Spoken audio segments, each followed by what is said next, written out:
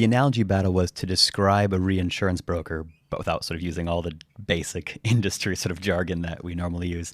The analogy that I've sort of landed on was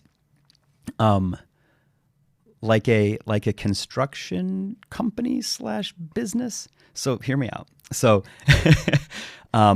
there's a couple different types. The one is, we're building a bunch of similar homes. You can pick one of these 3 floor plans, and based on your selection of minor furnishing changes, this will be the price of this house. Pretty basic, pretty rinse and repeat, not overly exciting. And for a big chunk of basic risks, that makes sense. And the broker's job is to just kind of fill those deals up. But the other audience, or the other sort of group there, is ones that work with very sort of needy, complex buyers. And the first point you start with is like, what do you want to achieve? What are we trying to do here? And you sort of sit down with a blank piece of paper and you look at kind of, how big is their family? Where do you want to live? What geography do you want?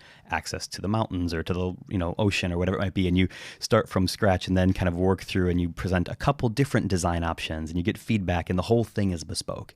And I think that sort of client centricity, the idea of it being purely bespoke from scratch and by design, and then once it's built, then as you said earlier, Mark, it becomes someone has to buy this house next, right? So I'm moving, and the house, that whole vision, that whole dream of the first purchase is kind of done now. You're just trying to offload this to a new buyer.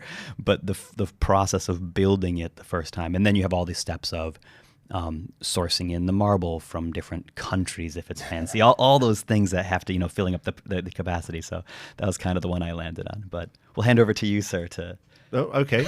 Well, I suppose, do I have an unfair advantage having had to write editorials for 15, 17 years? And obviously, I've had to come up with analogies, and I'm sure I did come up with one. And maybe it's a reflection of having worked at the biggest broker in Spain. Mine is a Catholic priest. Okay. So you confess. The cedent can tell you everything, tell you things that they wouldn't tell a direct broker, ever. Things that they've done wrong. And of course, the broker can listen and then say, and then actually absolve all these sins. So this is more in the sense of mistakes. It's like, I've just underwritten something, I've gone over the line. Mm. Oh, don't worry, we can get some fact. Well, we can do something about that. Or I didn't know it had a railway in it. And railways are excluded. Maybe we've got a special acceptance here. Maybe we've got, again, facultative for insurance. I didn't know it had a small guns manufacturer.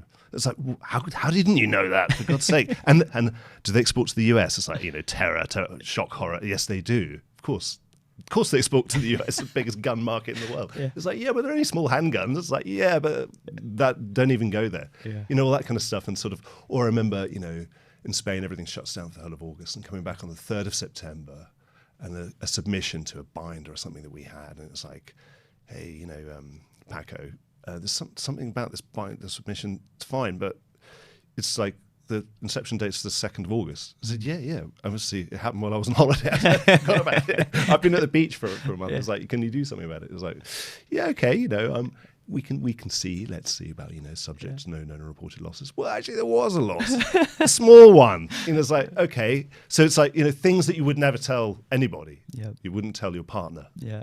But you can tell them to a reinsurance broker, and the reinsurance broker often can help and do something about it. And so I was thinking more from sort of taking away sins. Yeah, that's brilliant. That is very good. All right, Ben, you're up. How do I compete with that? So for me, the ever-present analogy in the back of my mind is my upcoming wedding in a few months.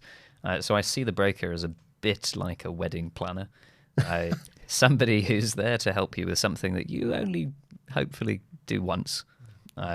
You're organizing this big wedding for yourself. You haven't really got that direct experience of doing this over and over again, whereas your wedding planner does this literally all the time.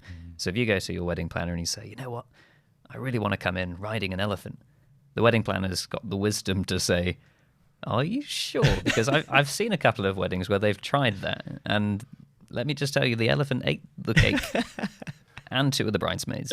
You might not want to go down that route. Well, I'm of the generation where it was the greatest. I'm sure it's on YouTube, but see the famous clip of the baby elephant running rampage on Blue Peter, which is a children's TV show in BBC TV studios, and it just goes completely crazy and sort of obviously does answers the call of nature on the floor. The presenter ends up slipping up in it, and it's just unbelievable. I'm sure.